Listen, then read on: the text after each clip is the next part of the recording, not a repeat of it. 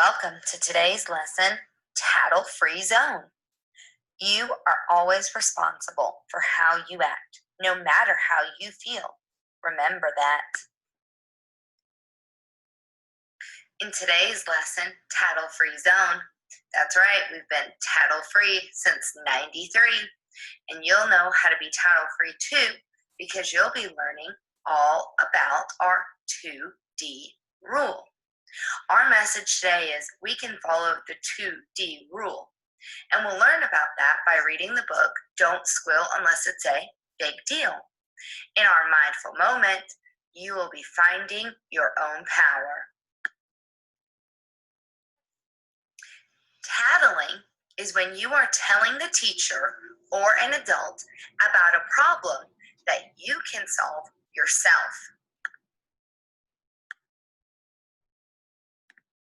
In today's story, you're going to meet an adorable class that has a big problem with tattling. Don't squeal unless it's a big deal. A Tale of Tattletales. Written by Jeannie Franz Ransom. Illustrated by Jackie Urbanovic. And read for you by Mrs. Spahn. There were 19 students in Mrs. McNeil's class and 19 tattletales. It all started when Jessica trotted up to Mrs. McNeil's desk. "Peter pulled my pigtail." "That must have hurt," Mrs. McNeil said. "Did you tell Peter that?" Jessica nodded. Mrs. McNeil said, "Let's see what Peter has to say." Peter dragged his hooves all the way up to Mrs. McNeil's desk. "Jessica says you pulled her pigtail," Mrs. McNeil said. "I did not," Peter said. "Yes, you did," Jessica said. "You both have the right to say how you feel," Mrs. McNeil said. "You also have the right to feel safe and comfortable at school. Rules like keep your hooves to yourself make that easier to do." Mrs. McNeil added, "But since Jessica's tail is still attached and Peter doesn't look particularly dangerous at the moment, I think it's safe to go back to your desks now." Jessica stomped. Peter snorted. Mrs. McNeil started humming The Farmer and the Doll. Mrs. McNeil had just lifted her cup of slop for a quick slurp when Stephen trotted up to her. "Rachel took my pink marker and she won't give it back. I even asked her 2 times." Mrs. McNeil put down her cup. "Stephen, I'm so glad you tried to fix the problem yourself first by talking to Rachel," she said. "Maybe her ears aren't working too well today. Let's find out." "Stephen can't find his pink marker," Mrs. McNeil said. "Have you seen it?" "I gave it back," Rachel cried. "I can't find my pink marker." "That's because you used it all up," Peter said. "You're always drawing pictures of pigs." Rachel sniffed. "For your information, those are pictures of moi. What am I supposed to do? Color myself green?" "You know our class rule, Rachel," said Mrs. McNeil. "If you want to borrow something, ask first. It's how friends treat friends and stay friends." Mrs. McNeil had just taken her first sip of slop when Megan announced, "Frankie called Sookie a fat sow." Mrs. McNeil had to gulp her slop before she could speak. She cleared her throat and hoped she didn't have a corn kernel in her teeth. "I'm glad you know our class rules so well," Mrs. McNeil said. "You're right, we don't call each other names. Also, we don't try to fix our problems that don't belong to us," Mrs. McNeil said. "I know you're trying to help, but if Frankie and Sookie have a problem, it's their job to fix it. And if they can't, it's my job as the teacher to help them. Your job," Mrs. McNeil added, "is to take care of you. That's the most important job you can have." Megan danced a jig all the way back to her desk. But then the stampede started. Robbie breathed on me. Jonathan ripped my paper. Emily called my desk a pigsty. Laura looked at me. Jeremy's grunting and I can't concentrate. Sam's picking his snout. The students had practically worn a path to Mrs. McNeil's desk and worn out her patience when she stood up. The students sat down. Before we go to lunch, I think we need to add a new rule to our list, Mrs. McNeil said. A very important rule, she added. Can anyone tell me what squealing is? Students started squealing like their tails were stuck in a gate. Not that kind of squealing, Mrs. McNeil shouted, waving a cowbell. When the class was quiet, Mrs. McNeil continued. Squealing, she said, is my special word for tattling, and you know what that is. Some students looked at the floor. Some looked at each other. Some looked at the ceiling like they'd suddenly seen something interesting up there. Mrs. McNeil started writing on the board. Here's our new class rule, Mrs. McNeil said. What does it mean? Jessica asked. I'm glad you asked, Mrs. McNeil said. To squeal on someone means you are going to tell a grown-up when someone does or says something you don't like instead of telling that person first. Most problems that happen between kids are kid-sized problems that they can work out themselves, Mrs. McNeil said, usually by talking, listening, and helping each other. But sometimes, Mrs. McNeil said, something happens that's bigger than a kid-sized problem. Like when someone is hurt or in danger, or when a person is hurting you, or hurting a pet, or hurting something that doesn't belong to them, or that belongs to all of us. That's when it's okay to squeal, because it's a big deal. When it's a big deal, it's an emergency. That's when you need to hoof it and get help from a grown-up. Oscar raised his hoof. I know it's not a big deal, Mrs. McNeil, but I'm hungry enough to eat a haystack. Mrs. McNeil laughed. Me too. I'm sure we'll get to practice what we've learned when we get back. But that afternoon, Mrs. McNeil had barely closed the classroom gate when Katie said, Jenny hogged the rope swing at recess. Mrs. McNeil pointed to the board. Remember what we just learned? Katie nodded. Then you know you need to tell Jenny first about the problem. Tell me what? Jenny yelled from across the room. That you were hogging the swing, Katie yelled back. You never asked for a turn, Jenny said. I didn't get a turn, Jeremy said. Not my fault, Peter said. Not this time. It's Carolyn's fault, Sookie said. Who's Carolyn? Oscar asked. She's not even in our class, Frank said. Thump! Mrs. McNeil had disappeared. Are you okay? Megan asked. Mrs. McNeil didn't answer. Her eyes were closed. Her tail was limp. One ear had something red on it. Quick! Call the office! Tell them it's an emergency! Somebody get the nurse! Somebody tell Mrs. Hanlon next door! Later that afternoon, the students visited Mrs. McNeil in the nurse's office. We're sorry we squealed so much today, Jessica said. We didn't mean to make you mad, Peter said. It's all our fault, Katie cried. It wasn't anybody's fault, Mrs. McNeil said. It was an accident. I slipped on some spilled slop. It must have been quite a mess. We thought you had exploded, Jeremy said. It was pretty gross, Oscar added. Maybe you'd better not eat that stuff anymore, Rachel said. You need to take care of yourself. It sounds like all of you took care of the problem, Mrs. McNeil said. Everyone says you knew just what to do when I got hurt. Only because you're such a good teacher, Jessica said. And you're such good learners, Mrs. McNeil said.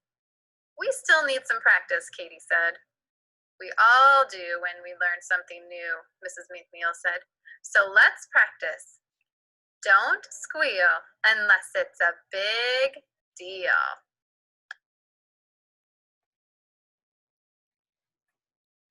So remember, we don't squeal unless it's a big deal.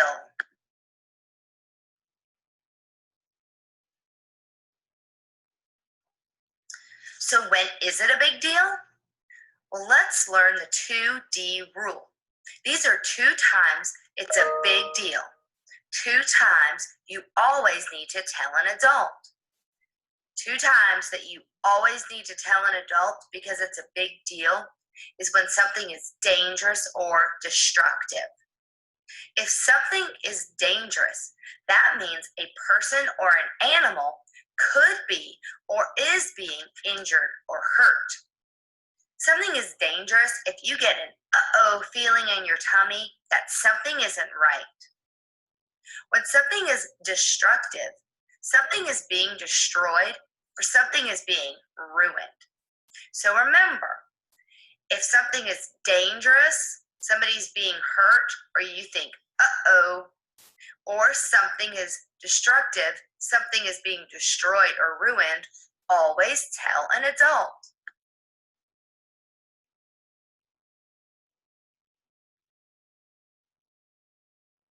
So when do I need to tell or report to an adult? Let's give some examples of dangerous or destructive situations. You do need to tell an adult when someone fell on the playground and is bleeding. You should always report to an adult when someone has cut themselves. When you get an uh-oh feeling, when someone asks you to do something, tell an adult. Someone is climbing on top of the monkey bars, or kicking a dog, or drawing on the bathroom stall, or ripping out the pages of a library book, or if someone says they want to hurt you or themselves, always tell an adult.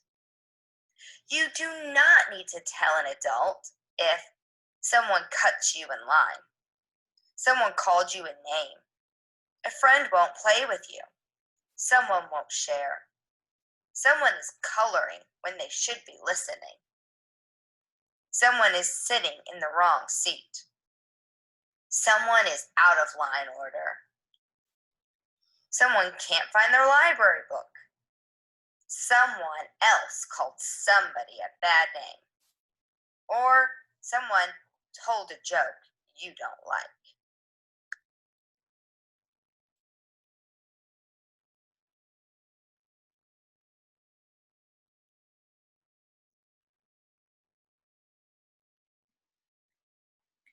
So when do I need to squeal? You know, but now what do you do? Okay, so if I don't squeal or tell an adult, what should I do? Well, first, remember our Paws pledge. I promise to be positive, accountable, well mannered, with self control. Sometimes it takes a lot of self control to not tell a teacher. Your teacher is really good at his or her job. If someone's doing something that they should not do, don't worry. They can talk to that student or fix that problem. Remember, you need to be accountable for your own mistakes. So if you can't find your library book or you weren't listening, it's your job to tell your teacher. All right. If you're having a problem with a friend that you can solve yourself, you don't need to tell the teacher. You can use one of our problem solving tips to solve it. Maybe if someone won't share, you could do rock, paper, scissors. If someone told a joke you don't like, you could walk away. If you and a friend are disagreeing about what to do at recess, you could compromise. Let's play my game today and your game tomorrow, or your game today and my game tomorrow. If someone is calling someone a bad name, you might just tell them, please stop, that's not respectful, and then walk away and play with someone else. Of course, don't forget to invite the person that was being called the name to play with you. That'll make them feel really good. Remember, if you can solve the problem yourself, you don't need to tell a teacher.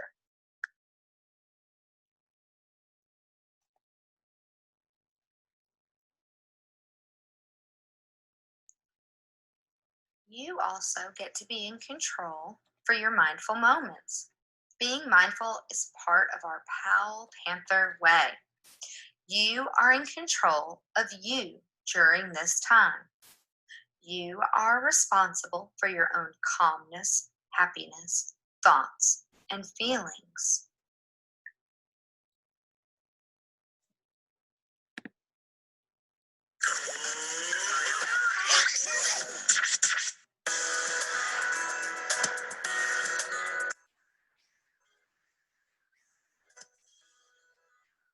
You have an amazing strength that comes from deep inside of you.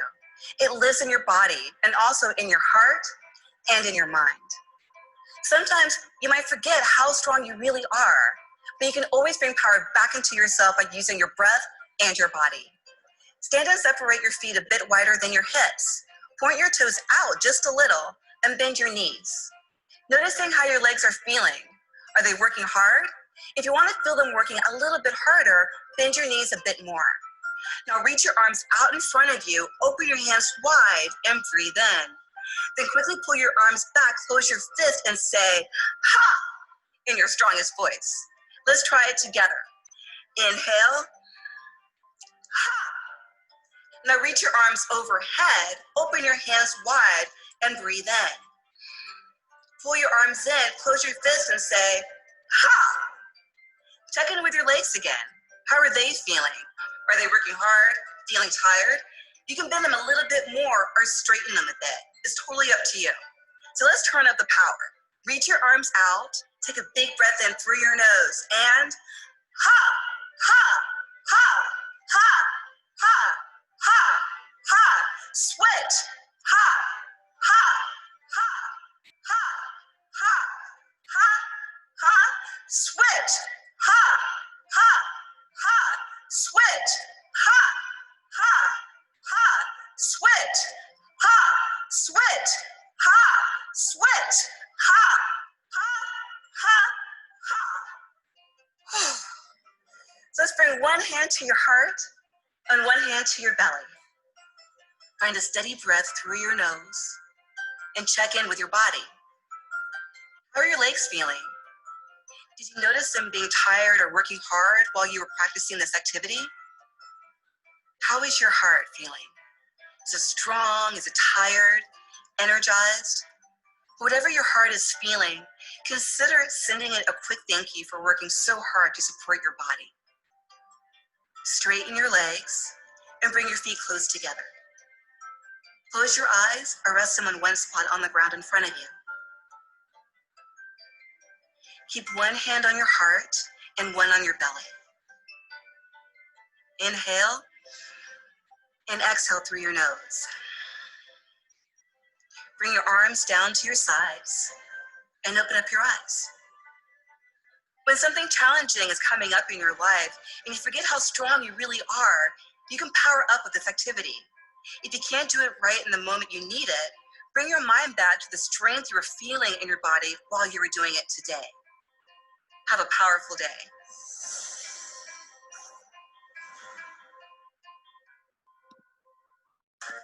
Watch another video.